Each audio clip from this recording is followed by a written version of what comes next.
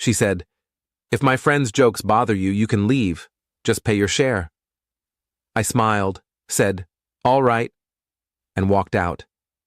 They all thought I was joking, until their laughter died when they realized I had only paid for my meal. What happened next completely changed everything between us. I'm 32, work in financial consulting, and I thought I had my life figured out. Been with my girlfriend Emma for about 14 months. Met her at a mutual friend's barbecue, thought she was funny, smart, had her own career in marketing. We moved in together after 10 months, maybe too fast, but everything felt right at the time. Or I thought it did. Emma had this friend group from college, 5 women, all late 20s to early 30s, all unmarried except one. They called themselves the Coven, which I always found a bit eye-roll worthy but harmless. They met up every other weekend, usually at someone's apartment, sometimes at bars or restaurants. I'd met them a handful of times, birthday parties, group dinners, that sort of thing. They were always a bit cold to me, but I figured that's just how protective friend groups are. You know, the whole, no guy is good enough for our friend vibe. The thing is, whenever Emma came back from hanging out with them, she'd be different for a day or two. More distant, more critical. She'd make little comments about how I dressed, or how I wasn't as ambitious as I should be, or how I didn't get her sense of humor. I brought it up once, gently, and she laughed it off, said I was being paranoid. Then came last Friday. Emma told me the Coven wanted to do a group dinner at this upscale Italian place downtown, Marcello's, one of those spots where appetizers start at $18. She asked if I wanted to come. I said sure, thinking maybe if I spent more time with them, they'd warm up to me. Maybe I could finally crack whatever wall they'd built. Big mistake. We got there around 7 p.m. The reservation was under Sarah's name. She's the unofficial leader of the group, works in tech, always has this smug energy like she knows something you don't. The table was already half full when we arrived. Sarah, Madison, Becca, and Jen were there. The 5th member, Claire, was running late. Right away, I could feel the temperature drop when I sat down. Sarah gave me this tight smile and said, "Oh, you came. How nice." The way she said nice made it sound like the opposite. Emma either didn't notice or pretended not to. She immediately dove into conversation with Becca about some drama at Becca's office. I ordered a beer, tried to make small talk with Madison about the upcoming football season. She gave me one-word answers and kept looking at her phone. Jen didn't even acknowledge me. When Claire finally showed up 20 minutes later, she hugged everyone at the table except me. Didn't even make eye contact. The appetizers came. Bruschetta, calamari, this fancy burrata thing. We all shared. The wine was flowing. They ordered 2 bottles right off the bat. Emma was on her 2nd glass before our entrees even arrived, laughing loud at everything Sarah said. That's when the comments started. Sarah looked at me and said, "So Emma tells us you're still at the same company you were at when you guys met. No promotions or anything?" I kept my cool. "I got a raise last year, actually. Things are good." "A raise," Sarah repeated, like I'd said I won a participation trophy.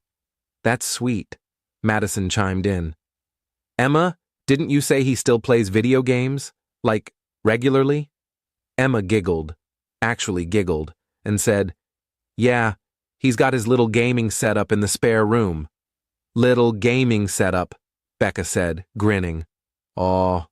I felt my jaw tighten, but I smiled. "It's a hobby. Everyone needs downtime." Sure, Sarah said, swirling her wine. "It's just funny because Emma's out here crushing it at her firm, getting promoted, traveling for work, and you're like, playing Call of Duty." "I don't play Call of Duty," I said quietly.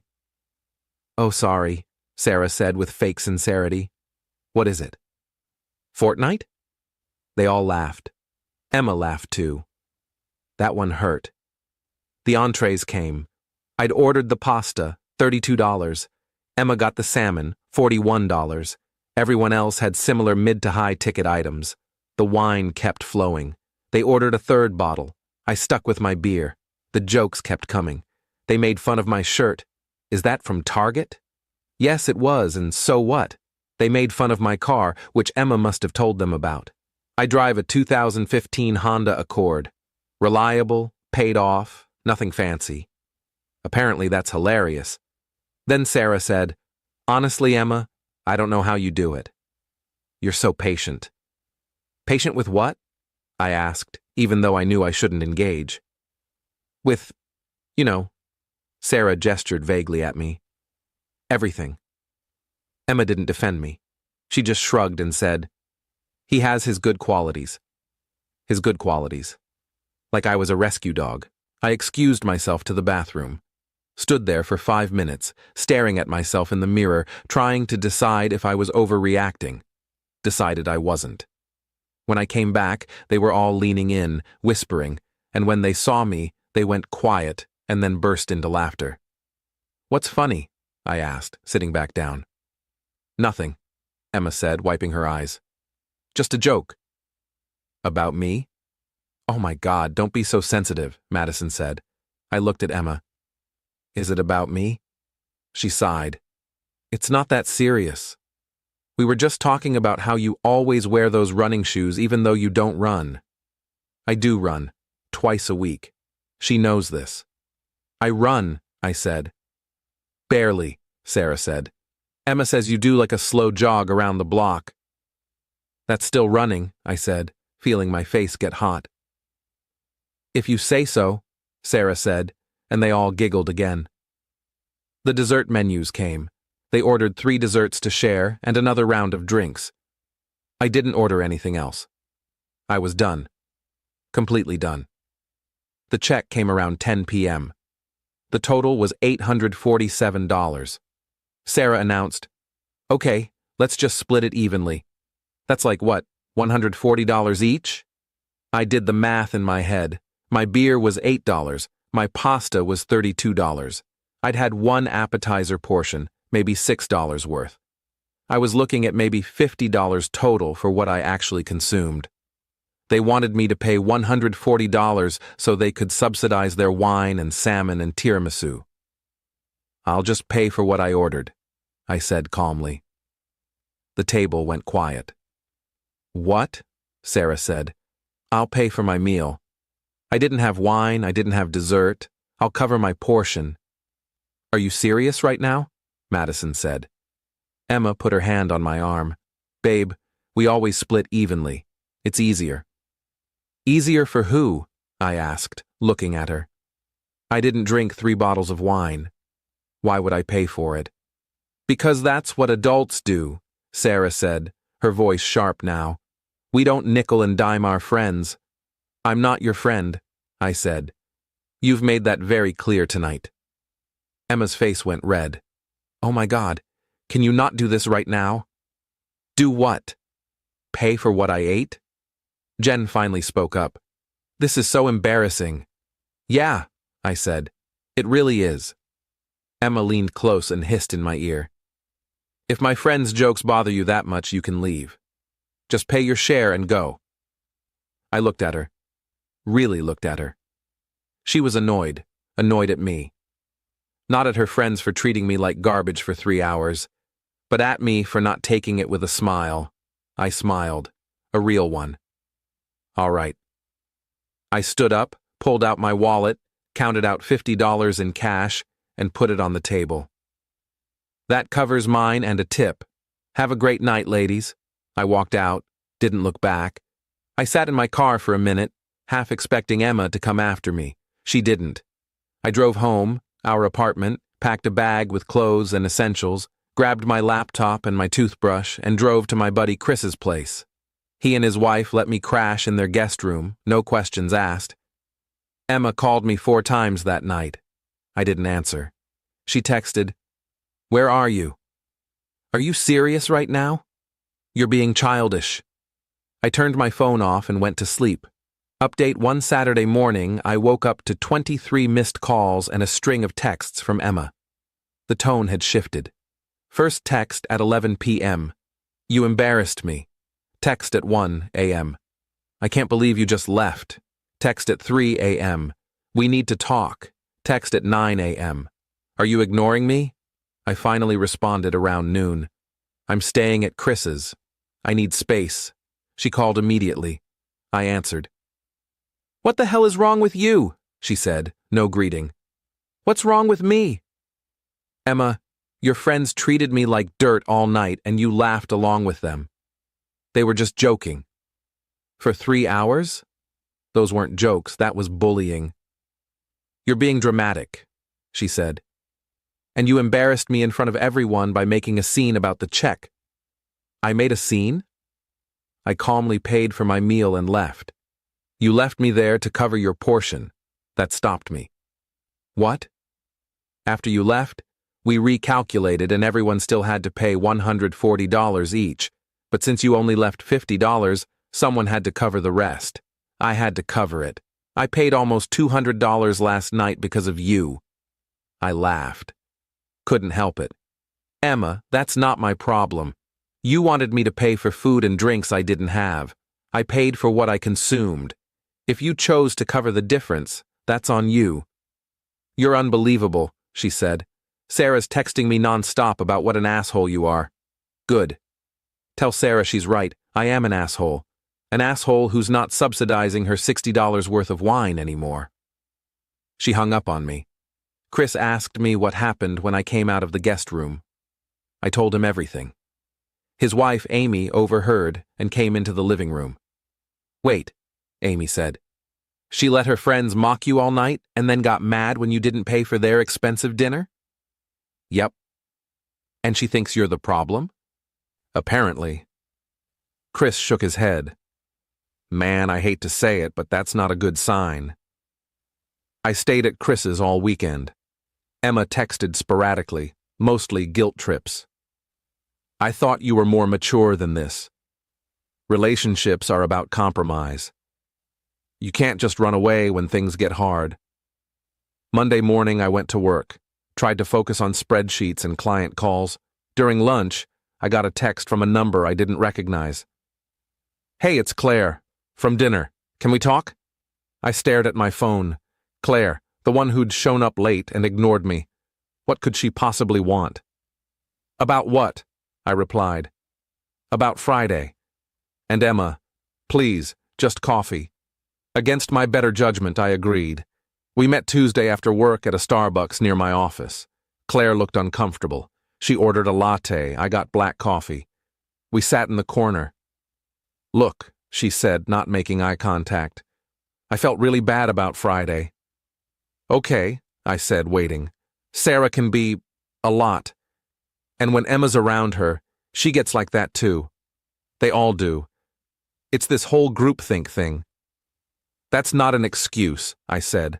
I know. I'm not making excuses. I wanted you to know that I thought it was messed up. What they said. How they treated you. Then why didn't you say anything? She sighed. Because I'm a coward. Because if I stood up for you, I'd become the target. That's how that group works. You're either in or you're out. Sounds toxic, I said. It is, she admitted. I've been thinking about distancing myself for a while.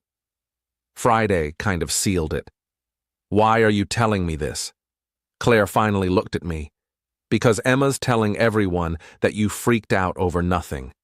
That you stormed out and left her stranded. She's making you the villain, and it's not fair. My stomach dropped. What do you mean telling everyone? She posted about it. Vaguely, but everyone knows it's about you. On Instagram. Something like, when you realize someone's true colors over something as small as a dinner bill.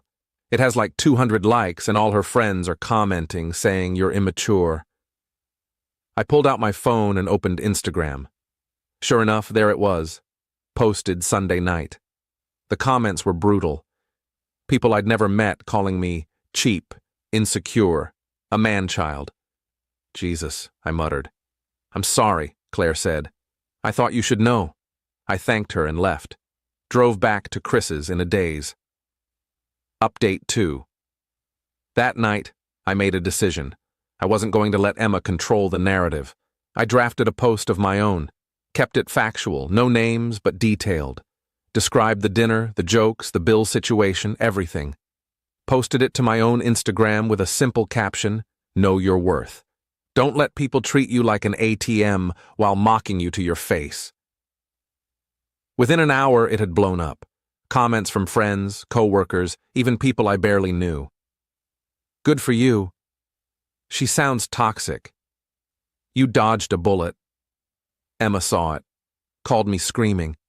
"You made us all look bad. People know it's about me." "You posted about me first," I said calmly. "You made me look bad. I just told my side. Take it down. Now." "No." She hung up. Then I got a barrage of texts from the coven. Sarah, "You're pathetic." Madison, "Emma's too good for you anyway." Becca, "Hope the attention was worth it." I blocked all of them. Wednesday, I went back to the apartment when I knew Emma would be at work, grabbed more of my stuff, clothes, books, my gaming setup, left my key on the counter with a note. "I'll be out completely by the end of the month.